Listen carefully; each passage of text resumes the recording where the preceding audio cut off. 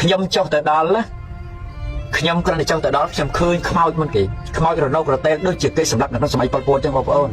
ដេករាត្រីពេញហ្នឹងខ្លះហើមហើយប្រហែលជាទៅមុនខ្ញុំ4ឬ5ថ្ងៃគឺគាត់អត់ដឹងទេហ្នឹងហើយអ្នកស្លាប់ទៅអ្នកដែលរបួសនៅនឹងទៅគ្មានអ្នកណាជួយអ្នកណាទេបងប្អូនទាំងអស់មនុស្សនិងខ្មោចត្រូវនៅជាមួយគ្នានៅក្នុងគ្រានោះតាមការតាំងស្មានរបស់ខ្ញុំនៅពេលដែលខ្ញុំចេញផុតមកខ្ញុំថាមនុស្សមិនក្រោម 100000 នាក់ទេដែលស្លាប់នៅក្នុងទីដោយសារចង់បញ្ជាក់ប្រាប់ពីបញ្ហាភ្នំខ្មោចគឺមានរឿងយ៉ាងនេះដែលយើងមិនអាចមិនឈឺចាប់បានទេខ្មែរស្លាប់នៅក្នុងទីនោះគឺស្លាប់ច្រើនណាស់គឺស្លាប់ដោយសារដៃរបស់សៀមនឹងឯងយើងនឹងយកអ្នកឯងទៅពីនេះទៅនៅបាងកក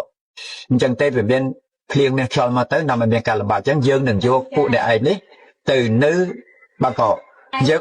តែលឺសូសៀមគេថាគេយកទៅនៅបាងកកទាំងគេទាំងខ្ញុំអញ្ចឹងទៅមុនពេលដែលវានាំចេញទៅវាឲ្យដើរលេងបានពីដើមមកដល់ដោសោះគឺទៅហ៊ានយកការពារមកចោះដែរពួកខ្ញុំ7 8នាក់ដើរទៅបានតែឡើងវត្តមួយទៅលោកសួរពួកឯងមកពីណាអីពីណីទៅក៏អញ្ចឹងទៅលោកក៏ប្រាប់តែលោកឲ្យនំន័យថាអញពីដើមខ្មែរទៅអញនៅអូតាគីអីលោកប្រាប់អញ្ចឹងទេហ្នឹងលោកប្រាប់ថាពួកឯងគេចិត្តឲ្យទៅស្រុកវិញហើយប៉ុន្តែគេយកទៅភ្នំដងរែកណាប្រយ័ត្នវើយលោកថាអញ្ចឹងទេអញ្ចឹងនៅចិត្តដល់ពេលថ្ងៃដែលគេនាំយកចេញទៅពួកបារាំងហ្នឹងឯងទេមិនដឹងថាជនជាតិអីទេប៉ុន្តែស្គាល់តែបារាំងមិនដឹងថាជនជាតិអីអត់ដឹងមកតែ4 5នាក់មកហើយនំប៉័ងលោកអ្នកចម្លៃទៅរឿងនំប៉័ងឯងនឹងពួកខ្ញុំបានទទួលនំប៉័ងថាចូលអ្នកហូបដោយប្រុងប្រយ័ត្នរឿងពិតណាអស់លោកខ្ញុំអត់បានចេះតែនិយាយទេខ្ញុំកាន់សិល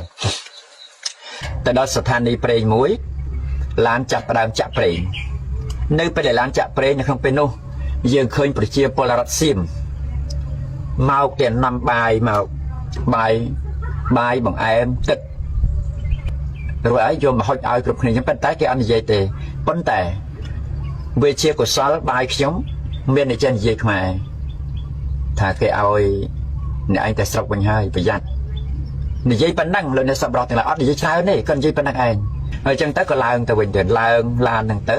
បើកទៅបានបន្តិចប្រហែលជា20នាទីមិនដល់ទេលោកអ្នកសប្បុរសទាំងឡាយក៏ស្រាប់តែឡានហ្នឹងបែរក្បាលសន្សឹមទៅកើតយប់ខ្ញុំមិនចាំទេហ្នឹងហើយបែរក្បាលទៅកើតមិនយូរប៉ុន្មានលោកអ្នកទាំងឡាយឡានចុះទៅលើផ្លូវធម្មតាហ្នឹងហើយនេះត្រង់ឯដែលខ្ញុំសង្ស័យថាច្បាស់ណាស់មិនខុសអំពីធេរដីការបស់លោកតាម្ចាស់ទ្រង់មានធេរដីកាហើយក៏ត្រូវនឹងពាក្យដែលបារាំងប្រាប់ខ្ញុំនោះផងពិសេសថ្មីនេះដែលប្រជាជនថៃថាឲ្យទៅស្រុកវិញខ្ញុំថាពេលនេះ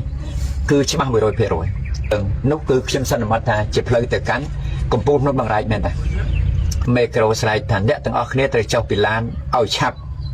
ហើយកុំឡើងមកវិញឲ្យសោះអ្នកណាឡើងមកនឹងត្រូវបាញ់ចោល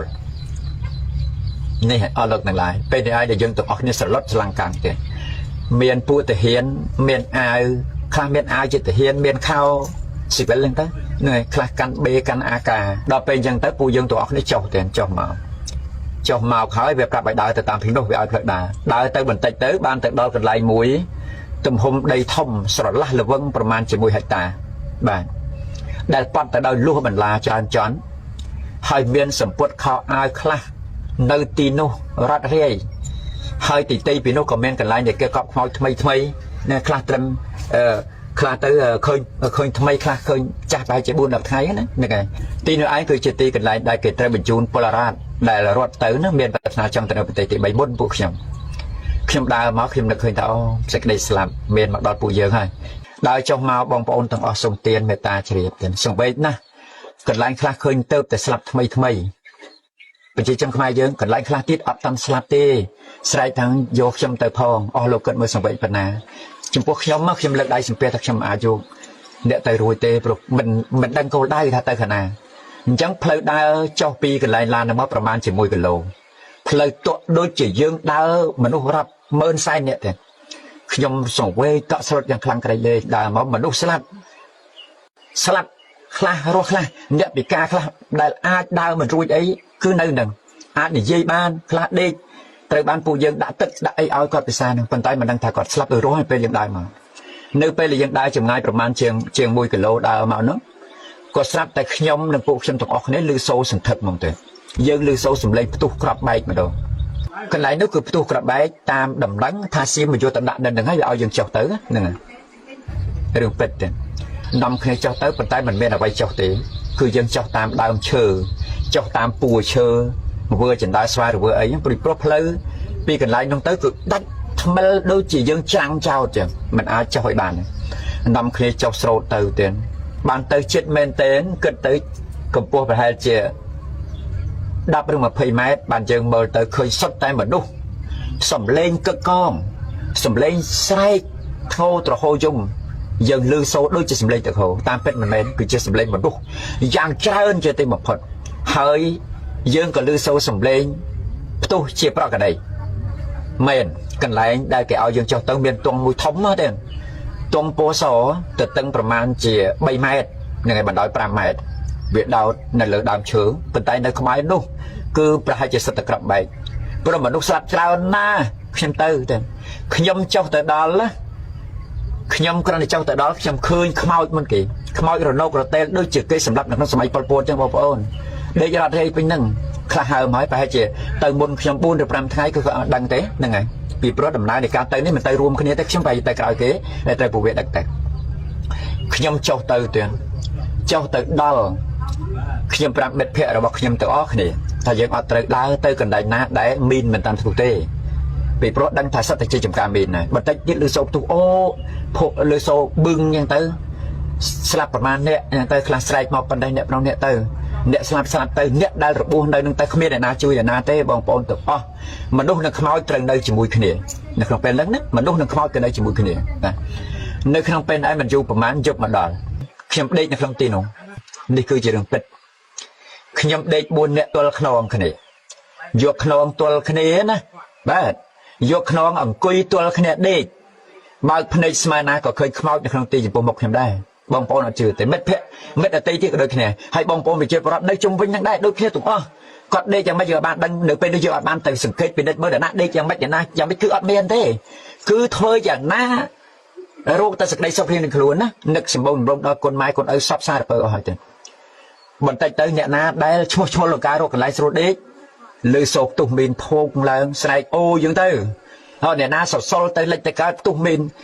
នៅក្នុងគ្រានោះតាមការតាំងស្មានរបស់ខ្ញុំនៅពេលខ្ញុំចេញផុតមកខ្ញុំថាមនុស្សមិនក្រោម100000នាក់ទេដែលស្លាប់នៅក្នុងទីនោះ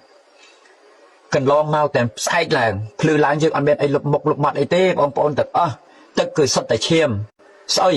តែសារខ្មោចស្អុយពេញព្រៃទាំងអស់ដល់ទីបំផុតសួរតាពួកខ្ញុំផឹកទឹកឯណាផឹកទឹកនៅឯងបងប្អូនទាំងអស់បងប្អូនមិនជឿខ្ញុំបើយើងមិនផឹកបានឯផឹក